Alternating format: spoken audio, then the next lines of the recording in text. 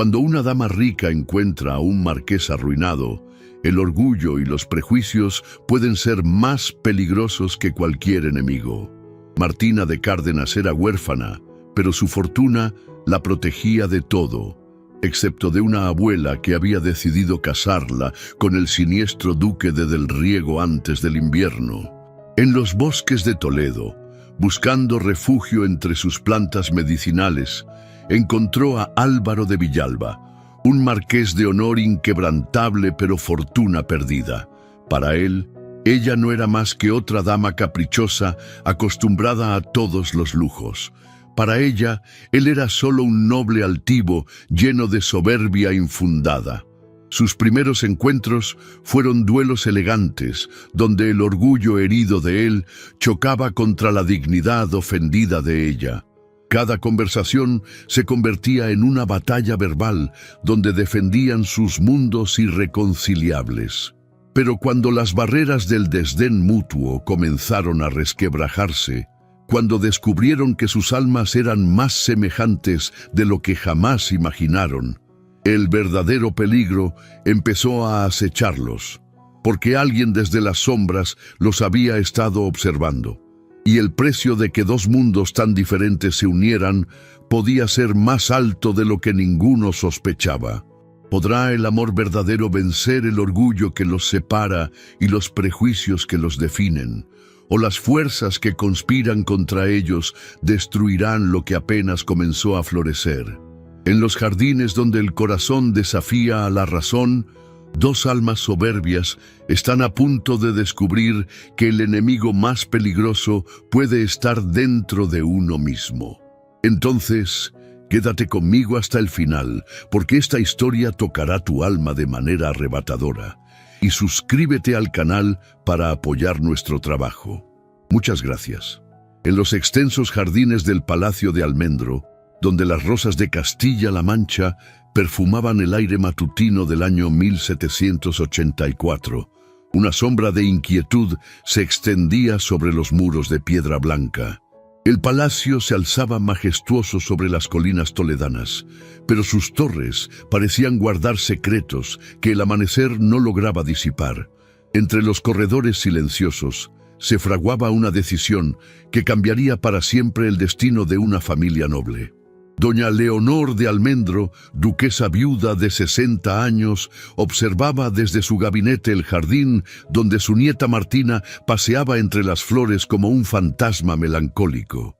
La anciana dama, vestida con un traje de luto que aún portaba 3 años después de la muerte de su hijo, tenía el rostro marcado por la determinación férrea que había caracterizado a las mujeres de su estirpe.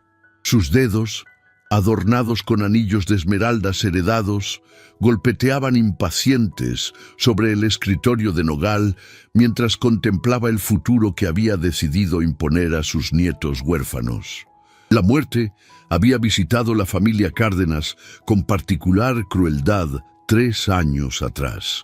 Un accidente de carruaje había arrebatado súbitamente a los padres de Martina y Raúl, dejando a los jóvenes bajo la tutela de una abuela cuyas ideas sobre el deber pertenecían a una época donde la voluntad individual era considerada un capricho peligroso. Pero lo que nadie imaginaba era que entre aquellos muros se gestaba una rebelión silenciosa que pondría a prueba los cimientos de las convenciones sociales. Martina de Cárdenas, de 22 años, poseía una belleza serena que contrastaba con la melancolía que ensombrecía sus días desde la pérdida de sus padres. Sus cabellos castaños enmarcaban un rostro de facciones delicadas donde brillaban unos ojos verdes que parecían guardar secretos. Bajo la apariencia de perfecta dama de la corte, se ocultaba una naturaleza rebelde que encontraba refugio en pasiones poco apropiadas para una mujer de su rango. Su refugio secreto era el estudio de la botánica, una afición descubierta entre los volúmenes de la biblioteca ancestral. Mientras otras damas bordaban tapices o practicaban el clavicordio, Martina se perdía entre tratados sobre plantas medicinales, dibujando con precisión las flores que recogía en sus paseos clandestinos. Sus manos delicadas mostraban pequeñas manchas de tinta y tierra que disimulaba cuidadosamente antes de presentarse en sociedad. Aquella mañana dorada de septiembre, mientras el sol otoñal bañaba los corredores del palacio toledano con una luz melancólica que se filtraba a través de los vitrales emplomados, doña Leonor había convocado a sus nietos para comunicarles una decisión que consideraba absolutamente irrevocable. Con la autoridad incuestionable que le concedían sus años de viudez respetable y su posición preeminente en la alta sociedad española, había determinado que Martina contraería matrimonio con el duque de Del Riego antes del final del invierno, mientras que su hermano menor, Raúl, de 18 años, seguiría inmediatamente la carrera militar que correspondía a su rango y a las tradiciones familiares. Lo que la anciana duquesa no sospechaba, en su certeza absoluta sobre la rectitud de sus decisiones, era que esta imposición desataría una serie de acontecimientos que pondrían en peligro no solamente la tranquilidad familiar, sino la vida misma de quienes más amaba en este mundo.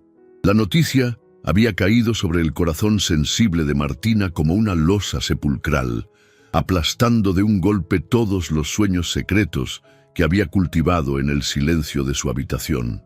¿Cómo podría explicar a su abuela autoritaria que su alma anhelaba horizontes infinitamente más amplios que un matrimonio arreglado con un desconocido?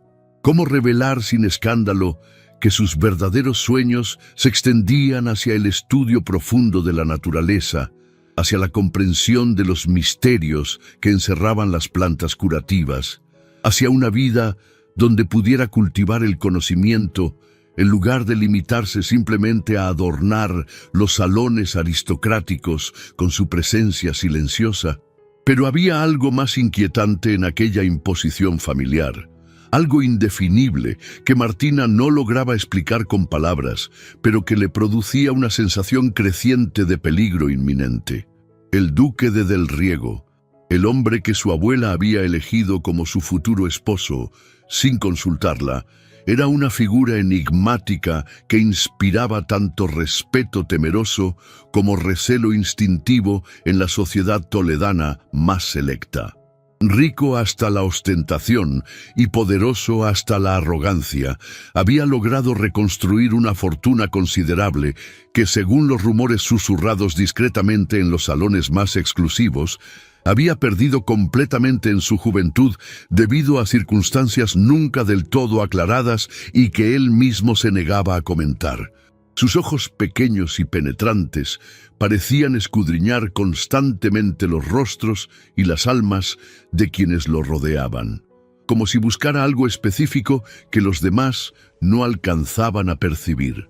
Cuando sonreía, lo cual hacía con frecuencia calculada durante sus visitas ceremoniosas al Palacio de Almendro, había una cualidad fría en su expresión que no llegaba a convencer del todo a quienes lo observaban con atención.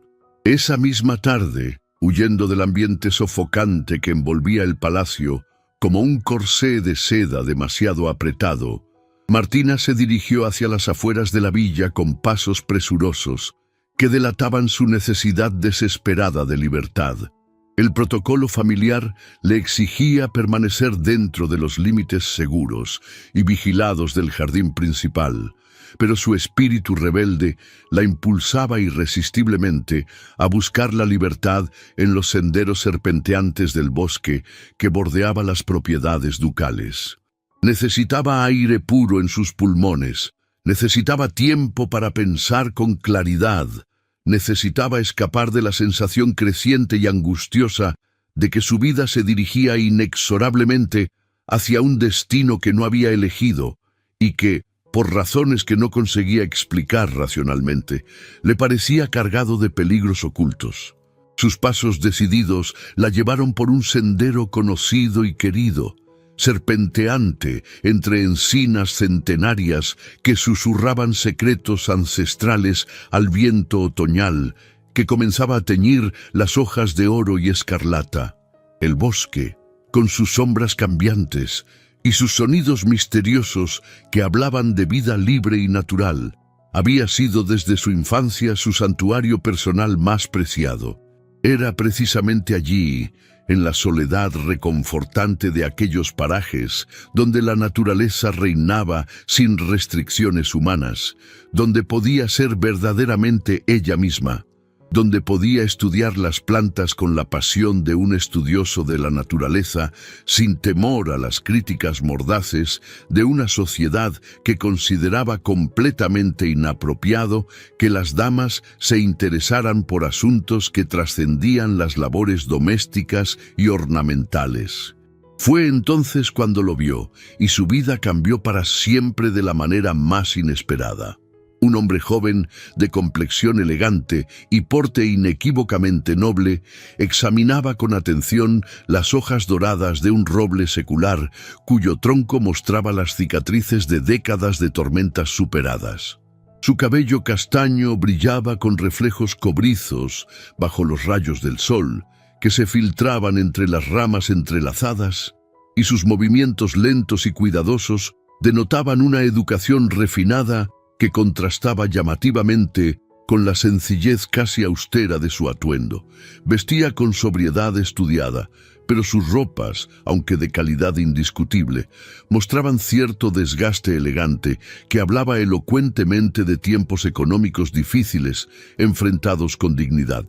Había algo profundamente conmovedor en su postura erecta, en la forma casi ceremonial en que tocaba cuidadosamente la corteza rugosa del árbol, que sugería una familiaridad dolorosa con aquellos lugares que iban mucho más allá de un simple paseo casual de domingo.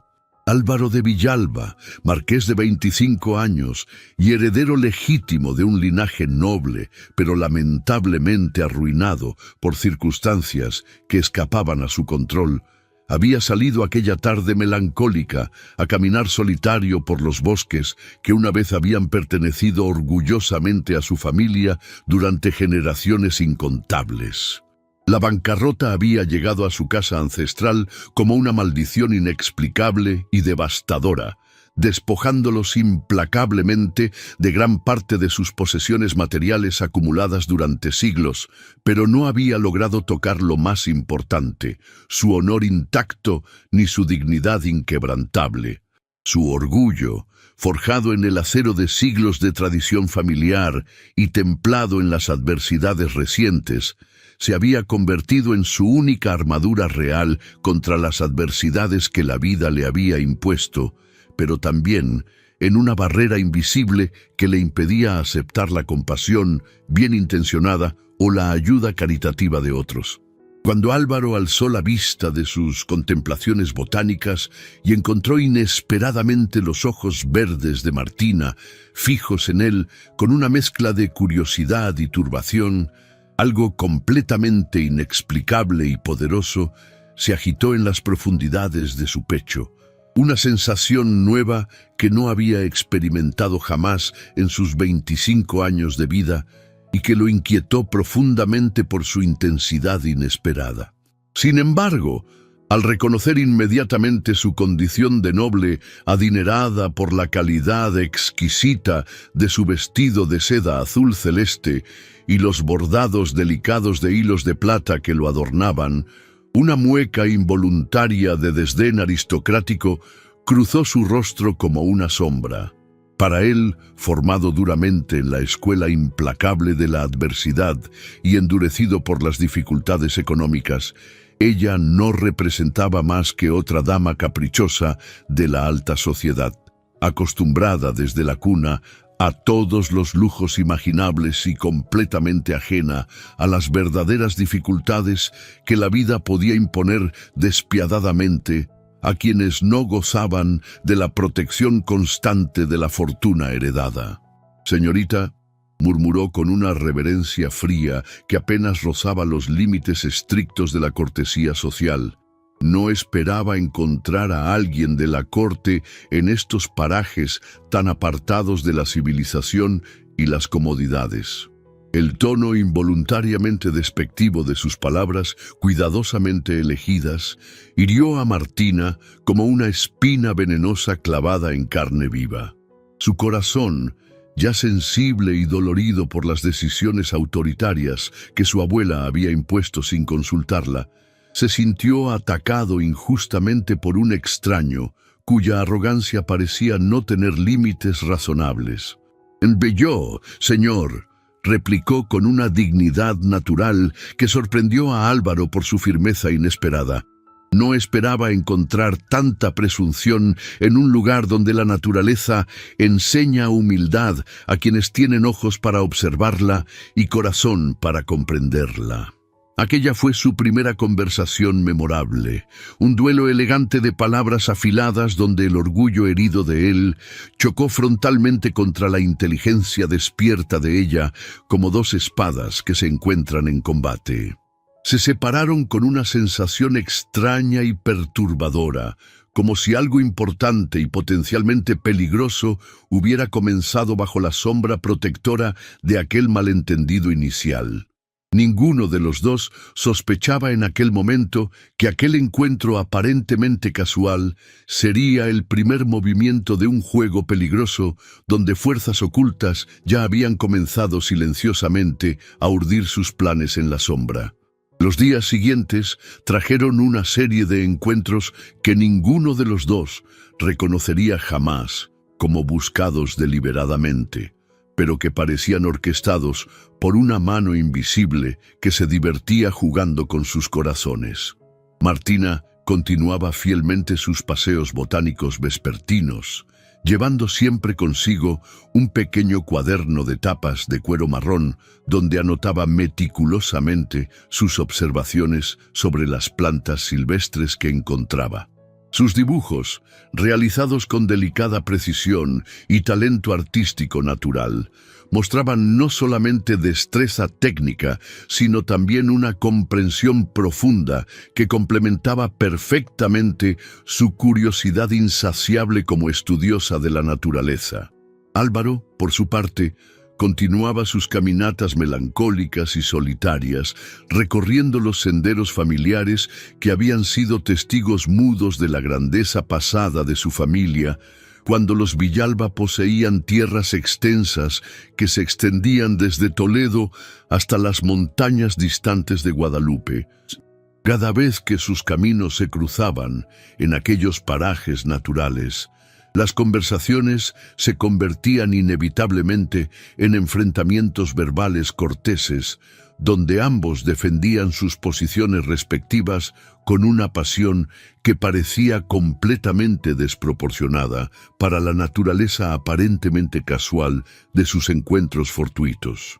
Él la observaba con una mezcla turbulenta de fascinación creciente y resistencia obstinada, cuando ella se arrodillaba graciosamente junto a una mata de romero silvestre, explicándole las propiedades curativas de la planta con un conocimiento profundo que rivalizaba sorprendentemente con el de los boticarios más experimentados y respetados de la ciudad. Ella, a su vez, admiraba secretamente la dignidad inquebrantable con que él llevaba su situación económica adversa, la forma noble en que sus ojos se iluminaban cuando hablaba con orgullo legítimo de la historia gloriosa de su linaje, de los antepasados heroicos que habían luchado valientemente en las cruzadas y habían servido fielmente a los reyes católicos en la reconquista de Granada.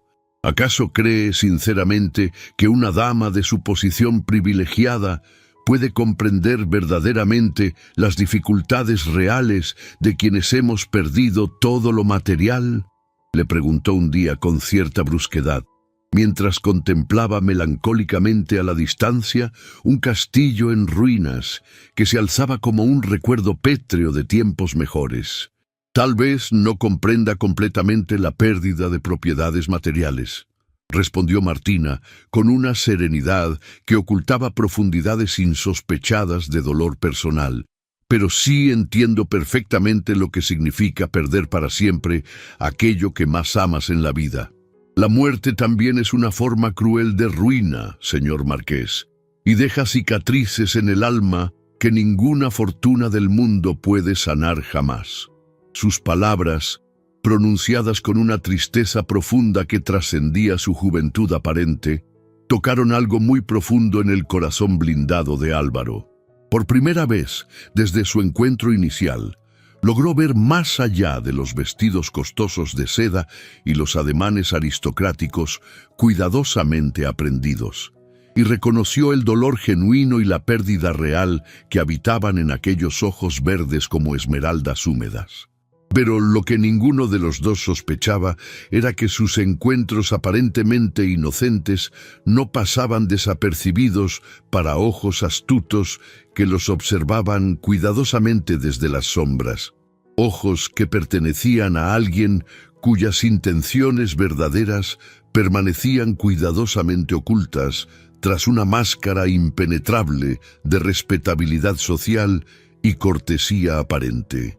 Fue durante uno de esos encuentros, aparentemente fortuitos, cuando el destino caprichoso decidió intervenir de manera dramática, alterando para siempre el curso predecible de sus vidas. Martina, completamente absorta en el estudio concentrado de unas flores silvestres de pétalos dorados que crecían cerca de un arroyo cristalino que serpenteaba melodiosamente entre las encinas, no notó la presencia traidora de una raíz gruesa que sobresalía peligrosamente del sendero húmedo. Su caída fue aparatosa y dolorosa, y su tobillo delicado se torció con un chasquido seco que la hizo gemir de dolor y sorpresa, mientras su vestido de muselina azul se manchaba de tierra húmeda y hojas muertas. Álvaro, que la había seguido a cierta distancia prudente, por razones que no se atrevía a confesarse ni siquiera a sí mismo en la intimidad de sus pensamientos, corrió hacia ella con el corazón acelerado al escuchar su grito involuntario de dolor. La encontró sentada junto al arroyo murmurante, con el rostro pálido como el mármol y lágrimas transparentes de dolor brillando en sus ojos como rocío matutino sobre pétalos frágiles. Su vestido elegante se había manchado de tierra y hojas húmedas, pero en lugar de parecer menos digna, aquella vulnerabilidad inesperada la dotaba de una humanidad conmovedora que la hacía infinitamente más hermosa a sus ojos masculinos. «Está herida. ¿Puedo ayudarla?», preguntó con voz entrecortada, y por primera vez desde su encuentro inicial, su voz no llevaba ni el más mínimo rastro del desprecio habitual, sino una preocupación genuina que brotaba desde lo más profundo de su ser y lo sorprendió por su intensidad inesperada. Sin esperar respuesta formal, se arrodilló caballerosamente junto a ella sobre la hierba húmeda, examinando el tobillo hinchado con la delicadeza exquisita de quien ha aprendido a valorar las cosas frágiles. Sus manos, curtidas por las dificultades económicas, pero aún nobles, en sus movimientos elegantes, tocaron con cuidado extremo la zona dolorida, evaluando la gravedad de la lesión con los conocimientos básicos que todo caballero posee. En aquel momento crucial e íntimo, con Martina vulnerable y desprotegida, y él olvidando completamente su orgullo característico para cuidarla, se rompieron definitivamente las barreras invisibles que habían construido meticulosamente entre ellos. Álvaro la ayudó con una ternura infinita que desmentía por completo su fachada habitual de frialdad aristocrática, utilizando su pañuelo de lino bordado con las iniciales familiares para improvisar un vendaje que habría hecho honor a cualquier cirujano experimentado de la corte real. Martina se permitió aceptar su ayuda sin el escudo protector de su dignidad herida, descubriendo en aquel gesto simple una nobleza auténtica que trascendía cualquier consideración mundana sobre fortunas o posiciones sociales.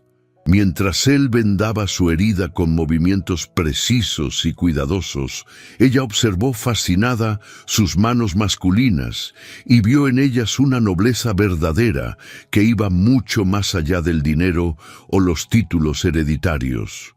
En sus ojos, cuando finalmente se encontraron con los de ella en un momento de intimidad silenciosa, leyó una historia completa de sacrificio personal y honor inquebrantable que la conmovió hasta las fibras más íntimas de su alma sensible. «Gracias», murmuró Martina con voz suave, y en esa palabra simple había todo un universo de significados profundos que ninguno de los dos se atrevía aún a explorar completamente. Desde aquel día transformador, sus encuentros cambiaron de naturaleza de manera radical e irreversible. Ya no eran enfrentamientos verbales cargados de prejuicios mutuos, sino conversaciones reveladoras donde descubrían afinidades sorprendentes que parecían desafiar todas las expectativas rígidas impuestas por sus diferencias sociales. Él admiraba sinceramente su conocimiento profundo de las plantas y su pasión genuina por la naturaleza, reconociendo en ella una inteligencia excepcional que rivalizaba con la de los hombres más educados que conocía. Ella respetaba profundamente su integridad inquebrantable y la dignidad ejemplar con que llevaba su desgracia económica, viendo en su negativa obstinada a claudicar ante la adversidad un ejemplo luminoso de honor auténtico. Lo que había comenzado como simple curiosidad mutua se transformó gradualmente en algo infinitamente más profundo y potencialmente peligroso. Se encontraban regularmente en los jardines del palacio durante las tardes doradas, cuando las sombras alargadas de los cipreses les proporcionaban la intimidad necesaria para conversar sin ser observados por los criados chismosos.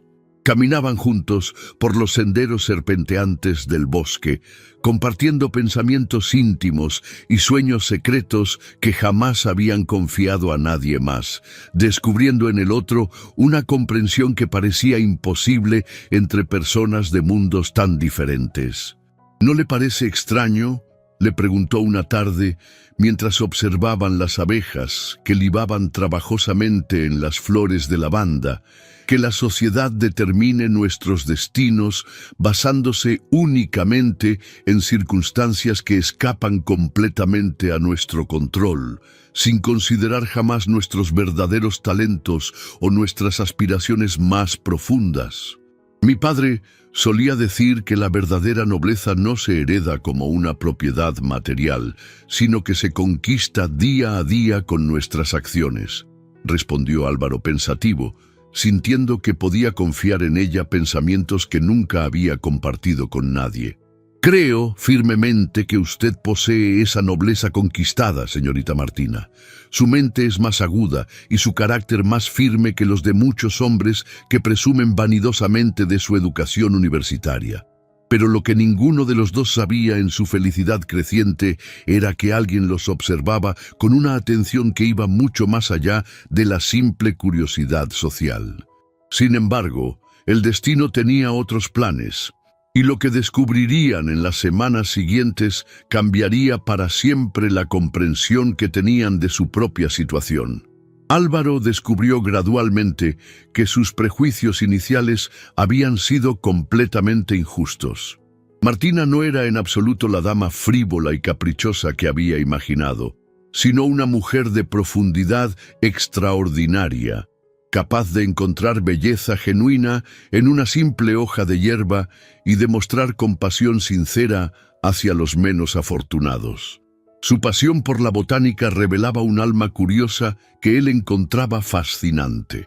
Martina, por su parte, comprendió que el orgullo aparentemente arrogante de Álvaro no nacía de la vanidad o la presunción, sino de un sentido del honor tan profundo que se negaba a claudicar ante cualquier adversidad. Su negativa sistemática a buscar un matrimonio de conveniencia que pudiera resolver sus problemas económicos hablaba de una integridad personal que ella admiraba profundamente.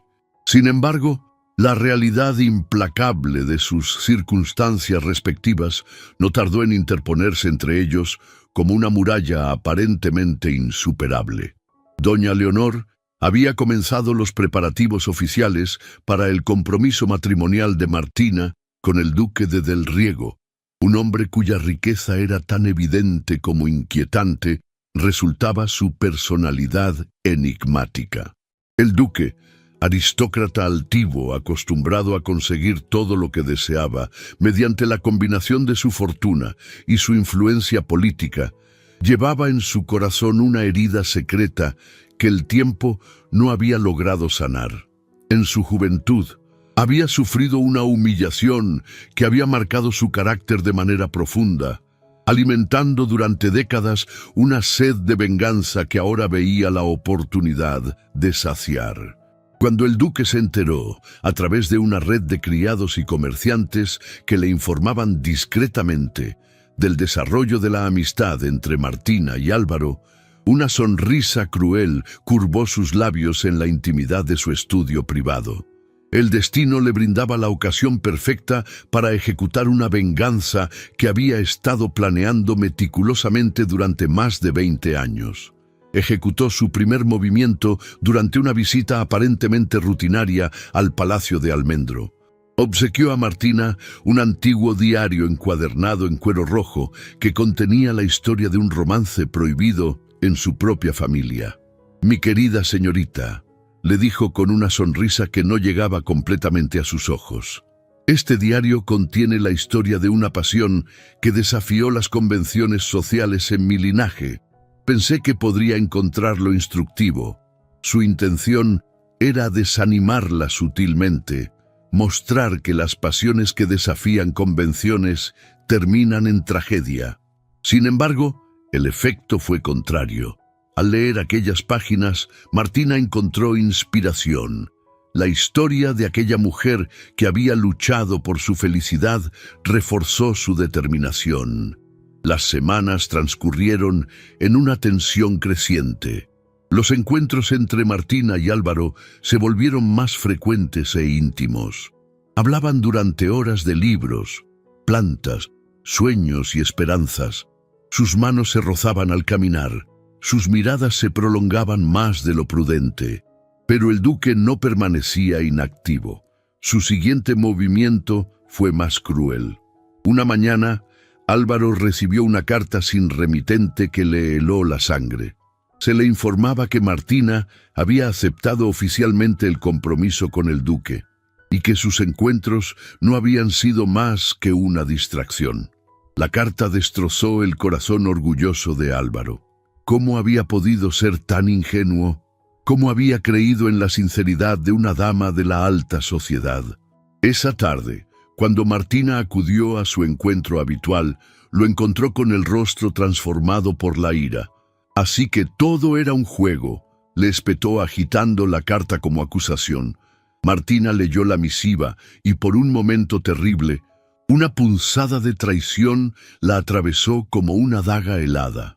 ¿Cómo sabía el autor de aquella carta detalles tan íntimos de sus conversaciones? ¿Sería posible que Álvaro hubiera estado jugando con sus sentimientos desde el principio? La duda venenosa se instaló en su corazón durante unos instantes que parecieron eternos, antes de que su razón se impusiera y reconociera inmediatamente la trampa malévola que alguien había tendido entre ellos. «Álvaro, esto es falso», exclamó finalmente con lágrimas. «Sí, mi abuela me ha presionado, pero yo jamás he accedido de corazón. Lo he hecho únicamente porque han acusado a mi hermano de un crimen que no cometió. Solo casándome con el duque podré garantizar la seguridad de Raúl». La verdad los golpeó como un rayo. Álvaro tomó las manos de Martina, prometiendo que juntos encontrarían una solución. Se reconciliaron bajo las estrellas, creyendo que su amor podría vencer cualquier obstáculo. Pero aquella fue una falsa victoria, pues el verdadero golpe del duque estaba por llegar. Una semana después, la tragedia se abatió con fuerza devastadora. Raúl fue arrestado bajo la acusación de haber asesinado a un comerciante en las tierras del ducado. Las pruebas parecían abrumadoras. Una daga con las iniciales familiares cerca del cuerpo, y testigos que aseguraban haberlo visto en los alrededores. Durante días, Martina no pudo evitar preguntarse si su hermano sería realmente capaz de semejante acto. Raúl había cambiado desde la muerte de sus padres, volviéndose más reservado y a veces violento en sus arrebatos de ira. Habría perdido el control. Era posible que las acusaciones fueran ciertas. La incertidumbre la torturó durante noches enteras, hasta que finalmente Álvaro le reveló lo que había descubierto. Álvaro había estado investigando las circunstancias del arresto de Raúl. Su instinto le decía que algo no cuadraba en aquella acusación tan conveniente. Utilizando sus pocos contactos, comenzó a atar cabos sueltos. Inicialmente, sus sospechas recayeron sobre Esteban, el criado principal del duque, un hombre de aspecto siniestro que había sido visto merodeando por las tierras donde apareció el cuerpo. También investigó a un comerciante rival que había tenido disputas con la víctima. Pero al profundizar en sus pesquisas, descubrió la verdad más terrible. Uno de los testigos, un campesino empobrecido, había confesado bajo los efectos del vino que el duque le había pagado por su falso testimonio. Con esta información, Álvaro llegó hasta otros testigos y, finalmente, hasta la verdadera trama planeada por el duque. La revelación llegó en el momento más apropiado. La duquesa había organizado un gran baile para celebrar el fin de la rebelión de su nieta. La alta sociedad toledana se había reunido en los salones, ataviada con sus mejores galas. El duque, convencido de su victoria, se paseaba con arrogancia suprema. Doña Leonor mantenía su fachada de dignidad imperturbable. Fue entonces cuando las puertas del salón se abrieron de par en par. Martina entró del brazo de Álvaro y su aparición tuvo el efecto de una aparición sobrenatural. Ella vestía un sencillo traje azul que realzaba su belleza natural. Álvaro irradiaba una nobleza que trascendía las circunstancias materiales. El silencio que siguió fue ensordecedor. Todos los ojos se clavaron en la pareja que avanzaba con determinación inquebrantable. Martina miró al duque, luego a su abuela, y por un momento terrible pareció que su valor se desvanecía como humo. Sus labios se entreabrieron para pronunciar las palabras de sumisión que todos esperaban, pero entonces recordó las palabras de su padre sobre el honor verdadero. «Señores», declaró finalmente con voz que llegó a todos los rincones, «he venido a revelar una verdad que concierne a todos ustedes». Con elegancia, desplegó el abanico de marfil y comenzó a narrar todas las manipulaciones del duque. Habló de las cartas anónimas, de los testigos comprados, de la muerte del comerciante que había servido para incriminar a su hermano. Álvaro presentó las pruebas reunidas, confesiones escritas de los falsos testigos, documentos que demostraban los pagos del duque y testimonios de personas honorables. Por un momento, pareció que las pruebas no serían suficientes. El duque comenzó a defenderse con habilidad, sugiriendo que todo era una conspiración de enemigos envidiosos.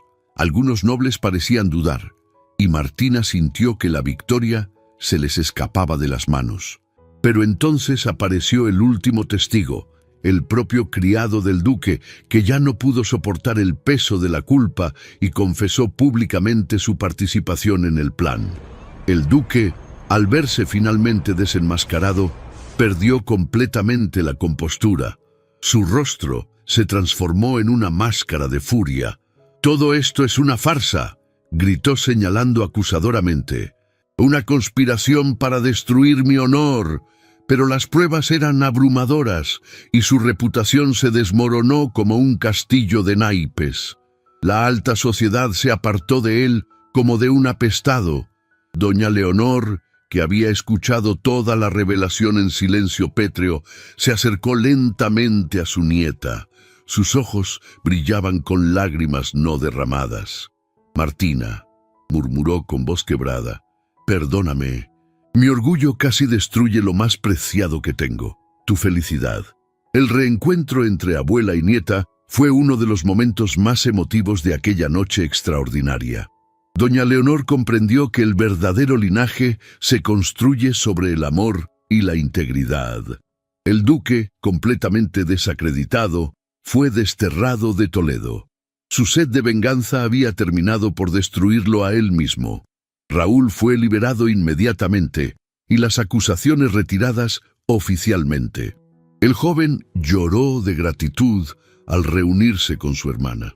2 meses después, cuando los campos de Castilla se cubrían con las primeras flores de la primavera de 1785, Martina y Álvaro se casaron en una ceremonia íntima en la capilla del palacio. La boda fue pequeña, pero extraordinariamente emotiva. Martina lucía un vestido de seda color marfil que había pertenecido a su bisabuela. En lugar de velo tradicional, llevaba una corona de flores silvestres, margaritas, romero y pequeñas rosas que representaban el amor que había crecido libre y natural entre ellos. Álvaro vestía el traje de gala de su padre, una casaca de terciopelo negro bordada con hilos de plata. Conservaba el anillo de sello familiar que había pasado de padres a hijos durante 8 generaciones. Durante la ceremonia, Martina le entregó a Álvaro un regalo preparado en secreto, un diario encuadernado en cuero verde donde había registrado todos sus descubrimientos botánicos. «Este es mi regalo de bodas», le susurró mientras él abría el libro. «Todo lo que he aprendido sobre las plantas, pero la página más importante es la última».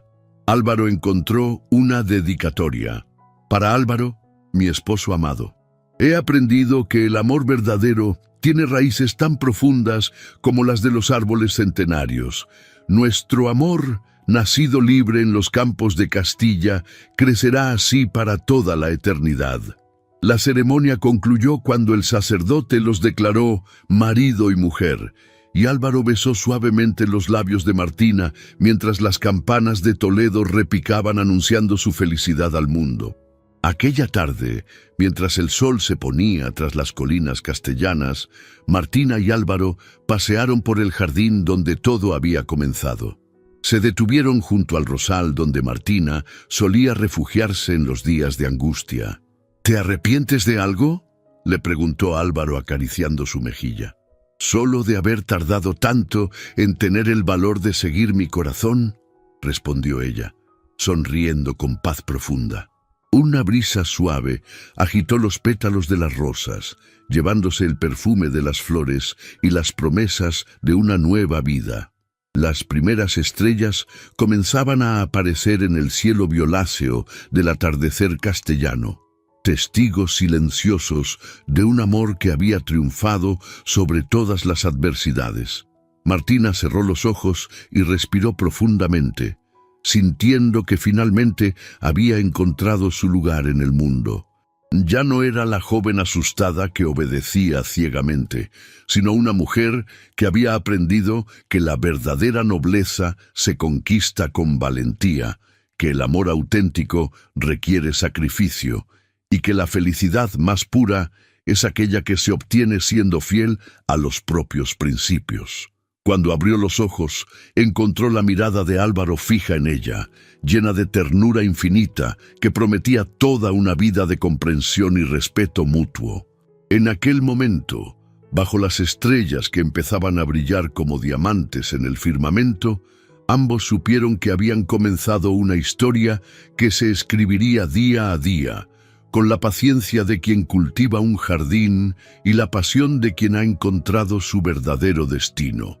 Y así, en los jardines de Castilla donde comenzó su historia, floreció un amor que demostró que el corazón valiente puede desafiar todas las convenciones y que la felicidad más auténtica es aquella que se construye sobre los cimientos sólidos de la verdad y la valentía. Querido oyente, llegar al final de la historia es un regalo para nosotros. Para saber que estás aquí, escribe 2 corazones en los comentarios y te sorprenderemos con un saludo especial. Ahora te pido con cariño que nos regales tu like y te suscribas al canal para más historias que te harán suspirar y soñar. Y no te vayas. En la pantalla final hay más historias de amor inéditas esperándote.